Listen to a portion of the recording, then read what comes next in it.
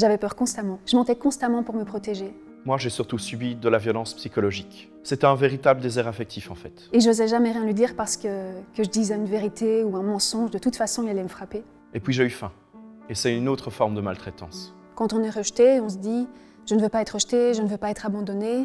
Je veux fonctionner exactement comme l'autre voudrait que je fonctionne. » Et si on ne fait pas 6 ans de thérapie à l'âge adulte, on continue de fonctionner comme ça, en fait. Quand j'étais dans le salon et que je l'entendais rentrer du boulot, je coupais vite la télévision et je montais dans ma chambre.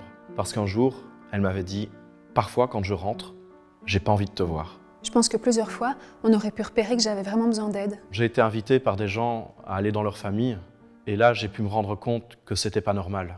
Il est absolument important de tendre l'oreille pour être à l'écoute des enfants et des jeunes qui ont le courage de dénoncer les violences qu'ils subissent. C'est trop facile d'être violent avec un enfant. Stop à la violence. Les violences éducatives, ni pour mon enfant, ni pour les autres. Arrêtons la violence. In the 60s and the early 70s, beating children was the normal thing to do for most families. There was a strong movement from the civil society, from faith-based organizations and from pediatricians who could see the effects of violence against children. So a proposal was made across the different political parties in parliament to pass a law. Sweden was the first country in the world to pass such a law in 1979. Geweld tegen kinderen is onaanvaardbaar. Nous n'avons jamais testé une société dans laquelle il y avait zéro violence éducative, qu'elle soit psychologique ou physique. Imaginez, si on commence dès aujourd'hui, les générations d'enfants qui pourront grandir dans un esprit sain. Stop à la violence éducative. Le futur appartient aux enfants. Ieder kind, wie hij ook is of waar ze ook woont, heeft recht op een geweldvrije opvoeding. There was a massive information campaign. There were advertisements on the milk packages showing different ways of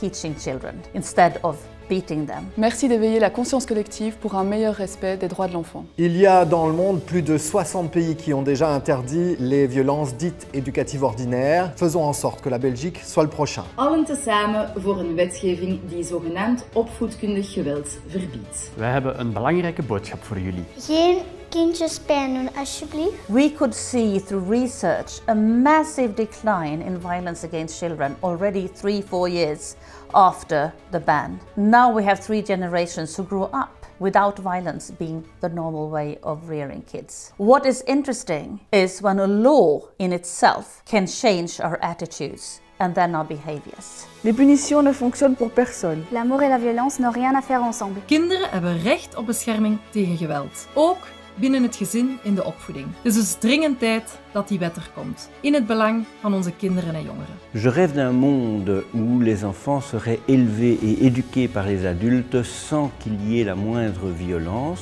Respecter l'intégrité de nos enfants, c'est la promesse d'un monde plus juste, plus pacifié. Finalement, c'est tout ce qu'on souhaite, non? La violence est terminée et c'est fini.